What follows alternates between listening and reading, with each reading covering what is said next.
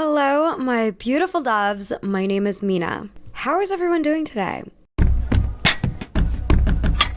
Today's going to be a bit of a chatty, casual examination on Coachella.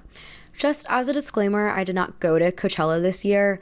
I'm kind of like in my geriatric era right now. I haven't been to a music festival in a really, really long time. It's not that I don't like live music or supporting artists and seeing, all the fanfare around it. I just don't have the stamina anymore to be, standing around, walking around all day in the hot sun. Also post-COVID, I'm a little uncomfortable still with large groups of people.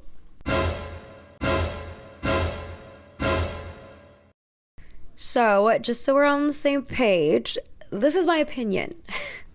I definitely know of some people who went to Coachella this year and had a fantastic time. I don't want to diminish the fact that Coachella rakes in over $100 million annually. It's clearly an extremely successful music festival. This video is more about how Coachella has changed culturally throughout the years and the ramifications of throwing and attending a music festival in this day and age. Okay, so let's get to it. For anyone who doesn't know what Coachella is, it is a music festival that started in 1999 and it's held in the Coachella Valley in the Colorado Desert, which is in California. The town of Coachella was supposed to be called Conchilla. I haven't taken Spanish in a really long time, so apologies. But this word is Spanish for tiny shells left behind by a prehistoric inland sea. But the printer of the town's prospectus misspelled the word to Coachella. The Coachella Festival was co-founded by Paul Tollett and Rick Van Senten and is organized by Golden Voice, which in the 80s was known for promoting hardcore punk shows, but in 2001 was bought by AEG. There's some dirt to this transaction and ownership because AEG's founder, Philip Anschutz, made headlines for being homophobic a few years ago. According to 2017 tax returns from December 2017 to November 2018, Anschutz donated $1.02 million to Colorado Christian University and the Sky Ranch Christian Camping Organization, which have both made public anti-LGBTQ statements. Since news broke out, Philip has made some PR damage control statements, basically saying that he is actually in supportive of the gays. In March 2018, he gave $1 million donation to Elton John's AIDS Foundation, but something to consider is that at the time, AG was involved in promoting Elton's farewell tour. Coincidence? I think not. Philip said in a statement to Billboard, "My gift to the Elton John Foundation is intended to emphasize that we support freedom of all people to live their lives peacefully without interference from others. Sexuality is among the most personal of issues, and it has never been my intent to weigh in on people's private lives. I support the rights of all people and oppose discrimination and intolerance against the LGBTQ community. I see this as a matter of basic human rights." But as Out magazine notes, that statement is hard to take seriously when one considers his contributions to the Republican Party. Through the 2018 election cycle, he gave $325,000 in donations to his party of choice and its various candidates. That includes $5,400 to Paul Ryan, who has a long history of anti-LGBT politics, and a $138,000 gift to the National Republican Congressional and Senate committees in February 2017. The latter done the same week Trump's first cabinet members were being confirmed. I mean, at the end of the day, I don't have strong opinions on whether or not you should attend or support Coachella based on these ethical issues because, most of the world is run by straight cis white men. So the chances that whatever business or whatever brand you like or use is connected to some really bad person is very high. So, diving back into the creation of Coachella, according to The New Yorker, in creating Coachella, Tollett took the best aspects of the indie rock jam band and SoCal rave dance 90s festivals, added the large art installations of Burning Man, and grafted this new festival hybrid onto the original hippie rootstock, the 60s era longing for a new world which 3 days in the desert helps satisfy. At its insurrection, Coachella was actually about the anti-pop. It was about punk, grunge, underground music, as a reaction to the consumerism that was threatening this underground music scene. Isn't that ironic? The Ringer notes that despite this ethos, Coachella did feature Grammy-winning popular groups early on like Beck and Rage Against the Machine, but their selection signified a specific form of West Coast resistance to the MTV TRL culture in vogue. Side note, MTV TRL, or Total Request Live, was a TV program that premiered in 1998 and ran until 2008. During the original run of the program, TRL played the 10 most requested music videos of the day as voted by viewers via phone or online.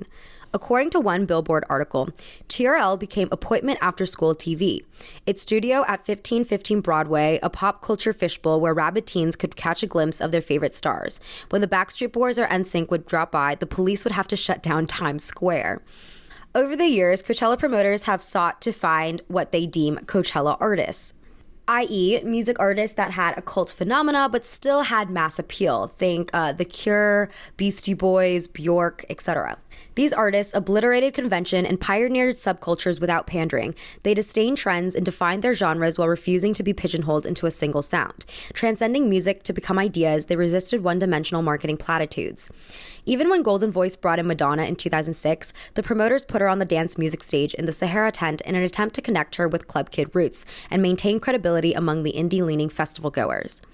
Of course, this was kind of like logistically disastrous because the Sahara tent only could hold around 10,000 people, and everyone at the festival wanted to go see Madonna. Slowly over the years, Coachella has also just become more and more commercialized and more pop. Jeff Weiss writes for The Ringer, "It's tempting to point to one specific thing that caused the degradation loop, but it's always a bit of everything.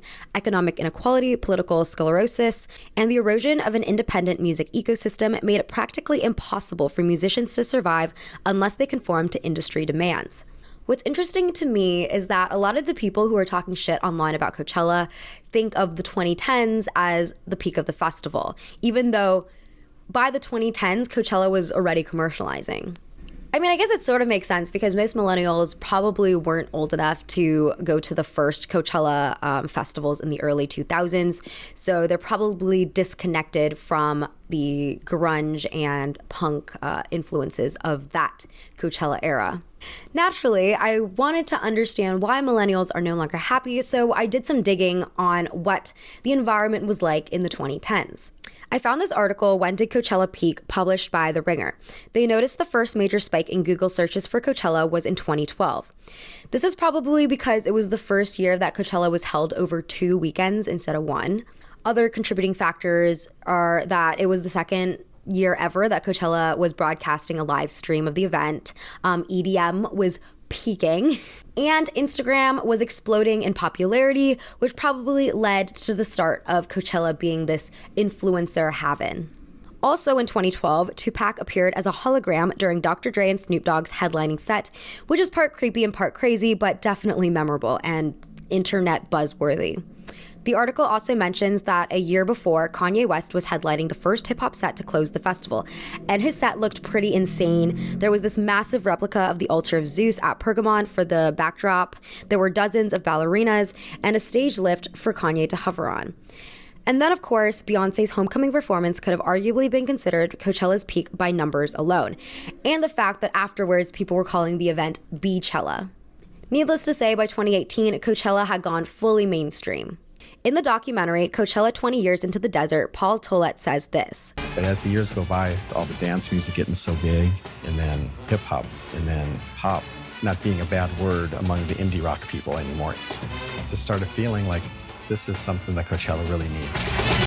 Beyoncé closed out the 2018 Saturday night slate with a 3-act, 32-song set that reimagined her biggest hits and included a few inspired covers, all run through the lens of HBCU marching bands. She brought on Jay-Z, Solange, and her former Destiny Child group members, Kelly Rowland and Michelle Williams. Jeff Weiss writes, "What Beyoncé did was the ideal thing you could expect from a pop star at a music festival. She reimagined the form in a way that I think people haven't seen since Prince. With Beyoncé, she managed to blur art, commerce, and spectacle in a really ingenious way." So those were some of the performance highlights of the 2010s, but there were also a lot of other negative things going on at the same time. From an artist standpoint, even though it's generally understood that Coachella is very profitable, I believe this year, The Weeknd walked away with $8 million for headlining. But I think it's a little shady that the figure that they pay artists is like a case-by-case scenario.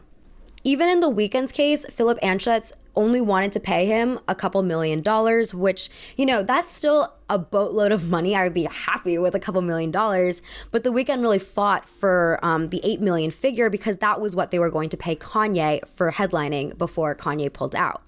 And in 2018, Cardi B infamously made $70,000 performing her set, which lasted about like 35 minutes. But she also invested $300,000 of her own money for production costs. So she actually ended up not making a profit performing at Coachella. For attendees, Coachella tickets have always been pretty expensive. In 2013, 3-day passes were $375 and VIP passes were $799. I've read a bunch of testimonials over the years about how the VIP passes are kind of like a ripoff because the VIP section is not that close to the stage anyway to justify like the almost double cost. There's also camping fees, costly pre-set up tents, or hotels and Airbnb rooms that book up like crazy months in advance. You also have to factor in the cost of flying into Palm Springs International Airport, renting a car to get to the festival grounds, or Ubering around the festival grounds. And prices have steadily climbed up since then too, partially due to inflation. But in 2022, a Tier 1 ticket for 3 days costs $495, and the VIP Tier 1 ticket costs $1,035. Another negative side of Coachella in the 2010s was rampant cultural appropriation in festival dress. One interviewee was wearing a colorful pink kimono and told Teen Vogue, "I know it comes from the culture of Japan, but I couldn't tell you. I like finding weird, obscure things and making them my own." Another girl was wearing a bindi, and when told some people might take offense to it, she said, "I mean, this is Coachella. Everyone is here for love and a good time. I don't think anyone is really thinking about that right now. We're just all vibing together." Big celebrity figures, including Vanessa Hudgens, Kendall Jenner, and Alessandra Ambrosio, have all faced online disapproval for wearing feather headdresses and Indian naths to the event. So, as of this year, I've been seeing a lot of tweets about how people think that 2010's Coachella fashion was so much better. Obviously, I was not at Coachella this year, but information from the New York Times tells me that over the past week, attendees wore all sorts of flamboyant attire: cowboy hats and boots, transparent lace pants, makeup that looked like it could have appeared on Euphoria, brightly colored bell-bottoms, Dennis Rodman t-shirts, and leather harnesses. The vibe of the outfits at the festival was unsurprisingly skimpy. Fashion elements from the 1970s, like bell-bottoms, matched up against early 2000 fashion, like low-rise jeans, belly-button piercings, and big cargo pants. Unlike in years past, there were no flower crowns or white people in Native American headdresses to be found. Honestly, I have no problem with the current fashion at Coachella, mostly because I highly disapprove of culturally appropriative outfits. So the further we get from that era of fashion, like, the better. Plus, everything that the New York Times mentioned are things that you see like on Instagram, TikTok, and on the streets of New York anyway. So I don't think it's very surprising that the trends that people wear outside of the festival would merge into festival attire. My guess is that when most people are complaining about Coachella fashion, they're probably complaining about celebrity Coachella fashion because I did think that a lot of celebrity looks were a little bit more uninspired than usual. For instance, Kendall Jenner was in a cropped white tank top and baggy pants, yet somehow made it to number 5 on Harper Bazaar's fashion highlights list. Hailey Bieber, ranked number 2, is virtually wearing the same thing. So yes, compared to their outfits from Coachella in 2015, they're dressed very casual now. But in saying that, I don't think they looked better back then. Personally, I've never been a fan of boho chic fashion. I think even if celebrities look basic or boring now, it's still better than what they were doing before. My biggest issue with 2010's fashion is that I think the styling, the maximalist styling, looks very cheap. I look at old photos of Kendall Jenner and I'm like, I probably could have bought her entire outfit at Forever 21. I'm also glad to say goodbye to boho chic in general because, as I've said before, it's most often tied to cultural appropriation in the festival setting. And even when people argue that boho chic doesn't have to necessarily be culturally appropriative, it's very tricky territory to navigate because boho chic derives so much influence from indigenous Indian and Romani cultures. So I'm perfectly fine with Kendall in a tank top. Do I think she deserves to be on Harper Bazaar's best dressed list? No, but she looks fine. I also think that we're in general coming to a point where A-listers like don't really care to show up in amazing outfits like every day. They know that they have enough of a paparazzi portfolio to establish that they are, yes, trendsetters, and they don't need to dress up anymore, especially when they're like hanging out all day in the hot sun. Most of these A-listers have also been in the public eye since they were teenagers, and so I also feel like they've just become tired and they're just there to have a good time and chill with their friends. On the flip side, because of the rise of TikTok and how many people can go from 0 to 200,000 followers within like a week, there are now so many more influencers, first of all, just like in existence in general, but so many influencers at Coachella who are just trying to establish themselves and make themselves recognized in the industry. They're at Coachella to work. I have a theory on it. I have a hypothesis and a theory, and we are speaking about it today, bitch. Okay. I'm going to play an audio clip from the Cuts podcast episode, How Coachella Took the Woodstock Look from Switched on Pop. The person talking is Lauren DeVita, an associate professor of apparel merchandising at Baylor University. People realized cool people go to this event. And so people started going there looking to take photos of cool people.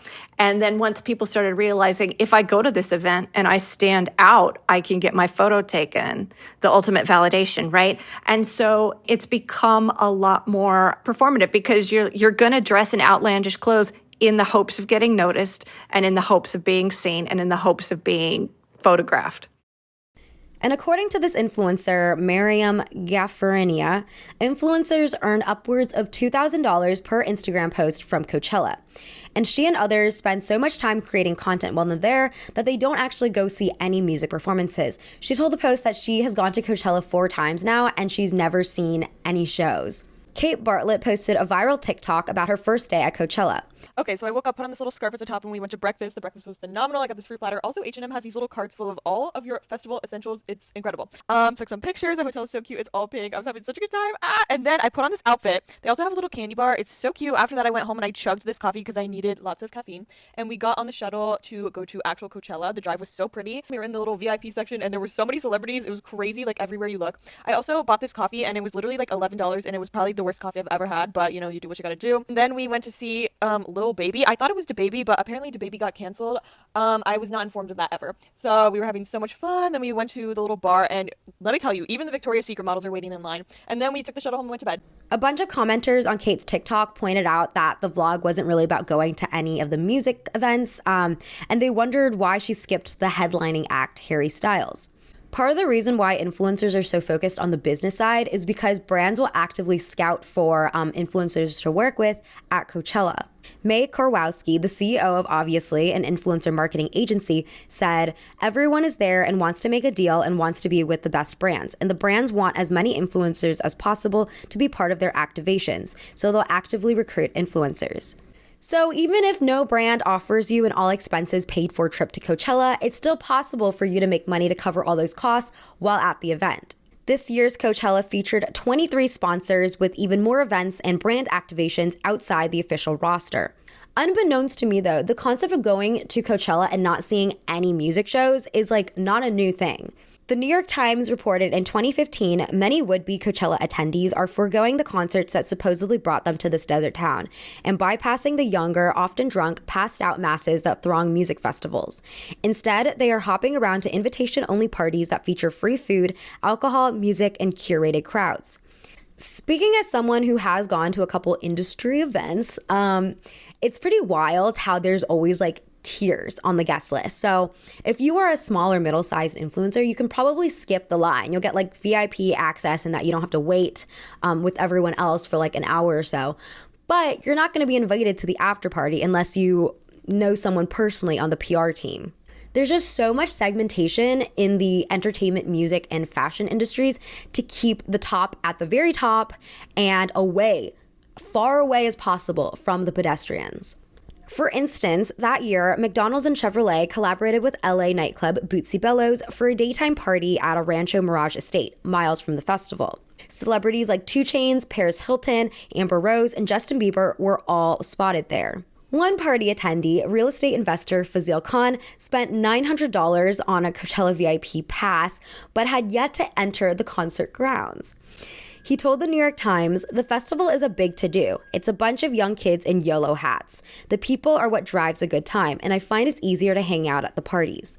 Not to pivot too dramatically, but can we also talk about how people buy entire new wardrobes, festival wardrobes for Coachella and other music festivals? And then they don't even rewear those outfits for the next Coachella next year. Census-Wide published a report last month and found that single-use outfits for music festivals, such as Glastonbury and Coachella alone, account for approximately $307 million worth of items per year, or about 7.5 million outfits worn only once. Fast fashion favorite Pretty Little Thing was literally sponsoring an area of the festival on top of having a tab on their site called Festival Fits. The Business of Fashion additionally recently reported a boost of 173% for sales of festival fashion items across the sites Boohoo, H&M, ASOS, and Nasty Gal compared to 2019. Philippa Grogan, a sustainable fashion and textiles consultant, describes festival fashion as instant fun, a bit like festive Christmas dress, but in summer. She says this makes her question whether the clothes have been designed with longevity in mind.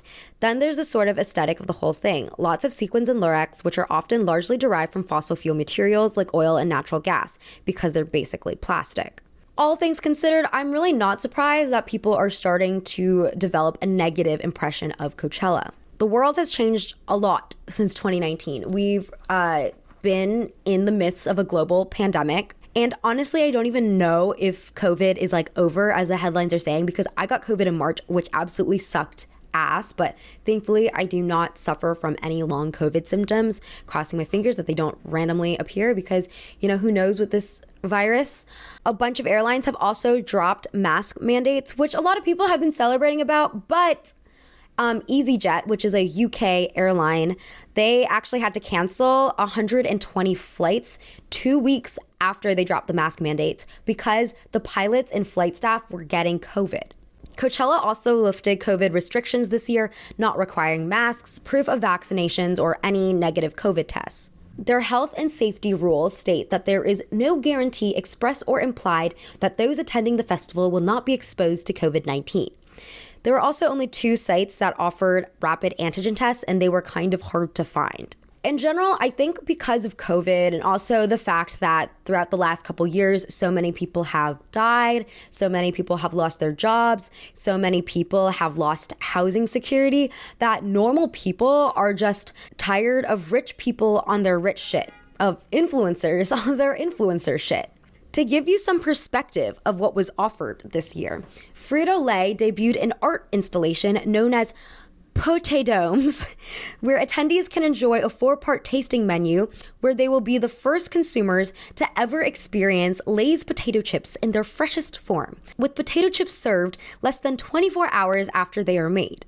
And then, of course, there was the logistical disaster that was the Revolve Festival. For anyone who doesn't know what the Revolve Festival is, it's sponsored, run by the clothing company Revolve. It was invite only, and the event featured a carnival-style swing ride sponsored by Venmo, a booth serving complimentary drinks made with Kendall Jenner's tequila brand, free swag, and special performances by Post Malone, Jack Harlow, Willow Smith, Bia, and Lotto.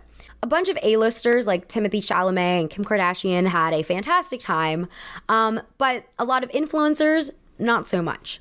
To get to the Revolve Festival, influencers had to use the free shuttle services, and I don't know what went down exactly, but these buses just didn't come for hours, is what it sounded like. So the Revolve Festival is an invite-only party that's going on the same weekend as Coachella, and the only way you can get to Revolve Festival is if you take their specific shuttles to their grounds. I didn't even get into the festival, guys. I waited in line for 2 hours.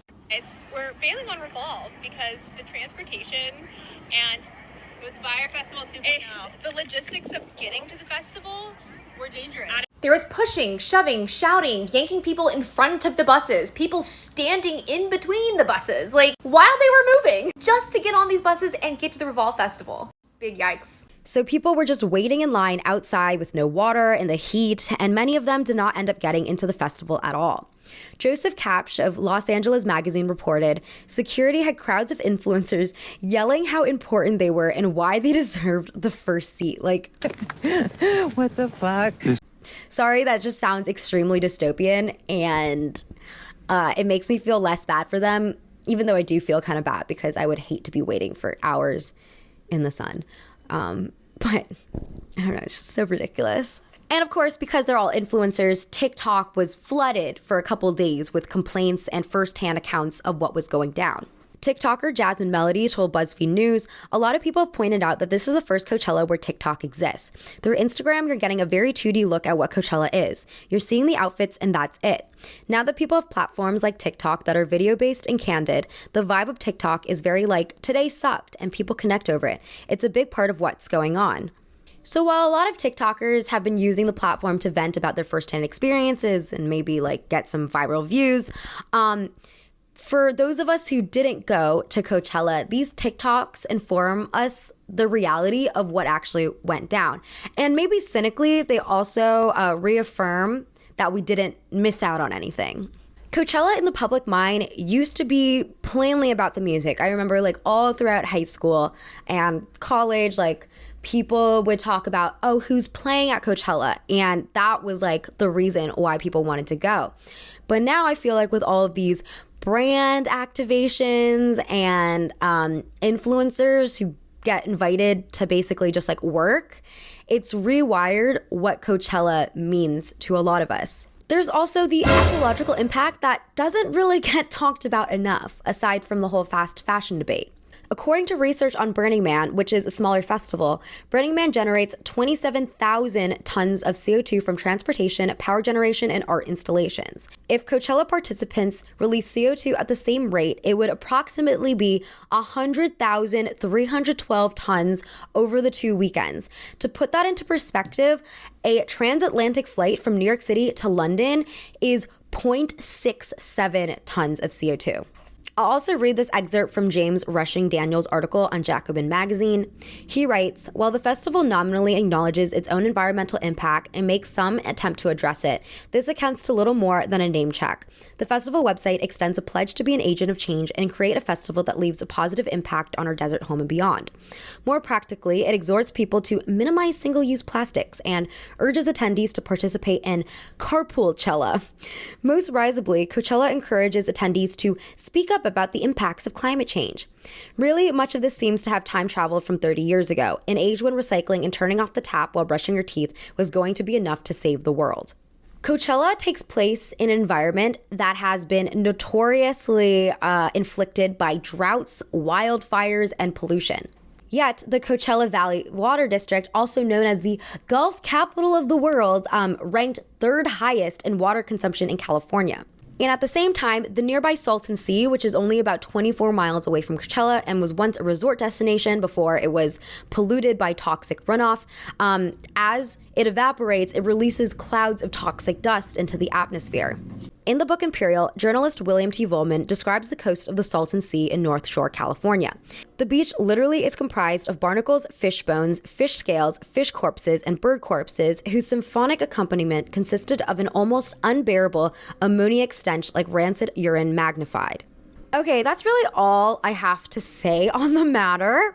I want to reiterate that I don't have any problem with people who go to Coachella. I don't think I'm like better than anyone who goes to Coachella. I just wanted to take some time to discuss why I think Coachella has started to get a more negative impression than it's ever gotten before. Maybe it was like the specific people I hung out with in the 2010s, but I felt like back then Coachella was like the most amazing, envy-inducing event of the year. And now, as BuzzFeed News reports, the biggest online trend this Coachella is posting negatively about the festival. I do want to point out that humans have a natural negativity bias, so maybe it's just like all the negative opinions are like getting more interactions and therefore being pushed up higher in the algorithm. So, is this a case of algorithm bias, or is Coachella actually getting worse? You guys be the judge. Let me know in the comments what you think about Coachella, what you think about music festivals, and whether or not you went. And if you did, was it lame, or did you have a really good time? Thank you all for joining me today, and I hope you have a good rest of your day, and I'll see you next time. Bye.